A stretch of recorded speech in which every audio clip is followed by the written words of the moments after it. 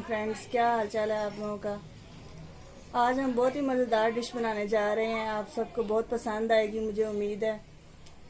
आज हम बनाएंगे चना पुलाव, जिसकी रेसिपी मैं अभी आपसे शेयर करने वाली हूँ। तो इसके इंग्रेडिएंट्स पहले से नोट कर लें। पहले मैं आपको बताऊँ कि चने लिए हैं हमने तकरीबन 1 पाव से थोड़े ज़्यादा ही होंगे।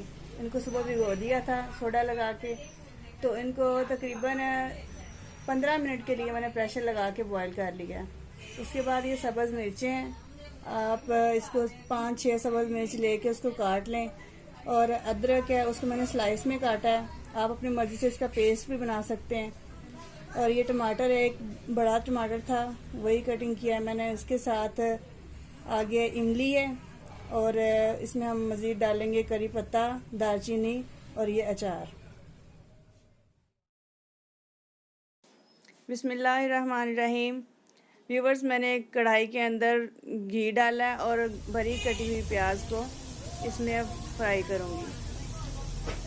हल्की ब्राउन हो गई है प्याज। हम इसी तरह से इसको फ्राई करते रहेंगे जब तक कि ये सही ब्राउन ना हो जाए और अपना एक कलर ना छोड़ दे। इसका कलर आने तक हम इसको फ्राई करेंगे और उसके बाद बाकी की मैं आपको बिस्मिल्लाहिर्रहमानिर्रहीम। ये देखें व्यूवर्स, प्याज ब्राउन हो चुका है। अब इसके अंदर मैंने टमाटर ऐड किया है। एक बड़ा टमाटर था जो मैंने छोटे टुकड़ों में काट के रखा था। तकरीबन हम इसको 30 से 40 सेकंड के लिए फ्राई करेंगे ताकि इसके अंदर जो पानी है वो थोड़ा ड्राई हो जाए। जी फ्रेंड्स, अभी देखें, आपने देखा कि मैंने इसके अंदर अदरक ऐड की है और सब्ज़ मिर्चें ऐड कर दी हैं। इनको भी हम थोड़ा सा फ्राई करेंगे जब तक ये नरम ना हो जाए। आपने अपने चूल्हे का फ्लेम जो है वो मीडियम पे रखना है ताकि ये आपके मसाला जात जल ना जाए। जी व्यूवर्स, ये देखें, अभी हम इसको हल्का हल्का फ्राई करते रहेंगे, चम्मच को हिलाते रहेंगे ताकि मसाला नीचे ना लगे।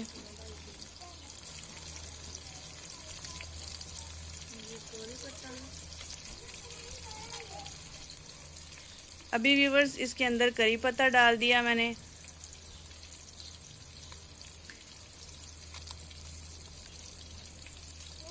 करी पत्ता डालने के बाद दालचीनी ऐड कर दी है। अभी इसमें इमली डाल दी है और इनको एक दफ़ा फिर से हिला लिया।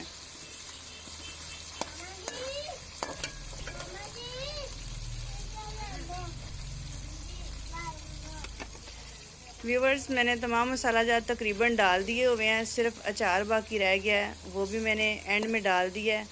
और इसके बाद हम इसको थोड़ी देर के लिए और भूनेंगे। हल्की आंच पे आप इसको चम्मच हिलाते हुए भूनते जाएं ताकि मसाला अच्छे से एक दूसरे के अंदर मिक्स हो जाए। और जैसे कि अचार आपने देखा कि बहुत बड़े बड़े पीस थे, आप चाहें तो इसको थोड़ा छोटा भी करके डाल सकते हैं। अभी मैंने इसमें पानी का एक छींटा लगाया, मुझे ज़रूरत महसूस हुई थी। अगर आपको ज़रूरत महसूस हो तो आप इसमें पानी का छींटा लगा सकते हैं और फिर इसको आप हल्की आंच पे ही भूनते जाएं और अच्छी तरह से भून लें। भून लेने के बाद हम इसमें चने ऐड करेंगे, वो मैं आपको ऐड करते हुए दिखाऊंगी। अभी इसमें मैं सुरख मिर्च डालूंगी, 2 चम्मच सुरख मिर्च के डाल दें। ये चावलों के हिसाब से है, मेरे पास चावल 1 किलो हैं। आप अपने चावलों के हिसाब से कम या ज़्यादा भी कर सकते हैं।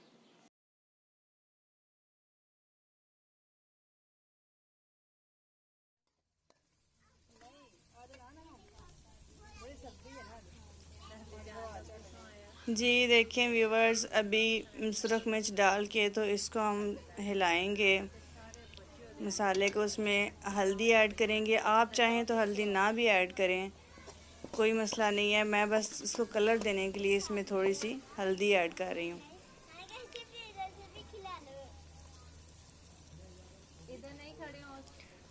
हल्दी डालने के बाद आप इसमें नमक ऐड करें और नमक भी मैं 2 चम्मच तकरीबन डालूँगी। जब हम इसमें चावल डालेंगे तो फिर हम अगर नमक कम हुआ तो ज़्यादा कर सकते हैं, इसलिए पहले कोशिश करें कि नमक कम ही रखें। ज़्यादा हो जाएगा तो फिर मसला बनता है। व्यूअर्स अब इसमें हल्का सा पानी डाल के सारे मसालों को एक जान करने के लिए हल्का हल्का सा हिलाएं। ये बात आपने याद रखनी है कि आपने फ्लेम बहुत लो रखना है, ज़्यादा हाई या मीडियम नहीं करना कि मसाला जल ना जाए।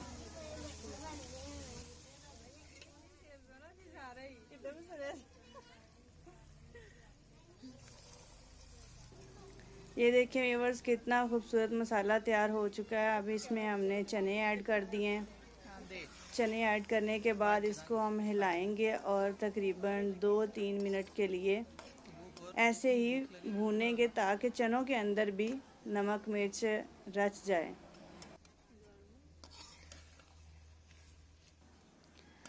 व्यूअर्स मैंने चने सुबह बॉईल करके रख दिए थे, जैसा कि मैंने आपको बताया है। आप भी इनको सुबह पानी में भिगो दें, उसके बाद इनको बॉईल कर लें। और चने नरम होने चाहिए, वरना चावलों के अंदर हार्ड चने हों तो अच्छा नहीं लगता। जी व्यूअर्स 2 से 3 मिनट हमने इनको भूनना है अच्छी तरह से। आप इसको भूनते रहें। अब फ्लेम थोड़ा सा मीडियम कर लें। अब इसमें पानी ऐड करेंगे। तो ये जो गिलास है मेरे हाथ में, ये 2 गिलास चावल थे तो मैं 3 गिलास पानी के डालूँगी।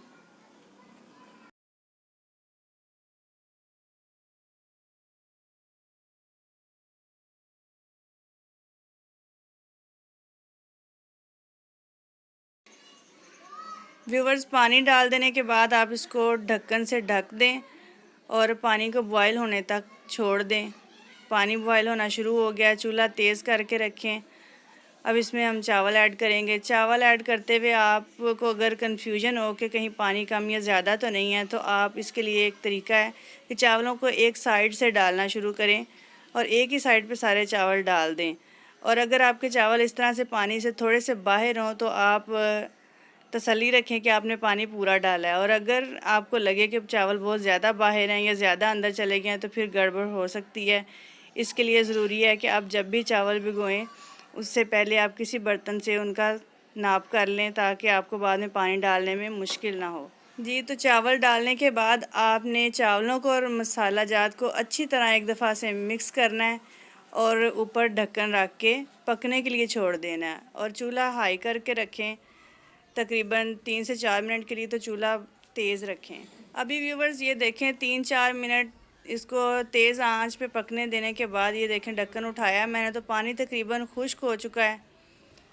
अभी ये थोड़ा सा पानी इसमें बाकी है तो हम इसको दम पे लगा देंगे चावलों को। और कोशिश करेंगे कि अगर आपको ये लग रहा हो कि दम पे लगाने के बाद चावल जल ना जाएं तो आप नीचे तवा रख सकते हैं।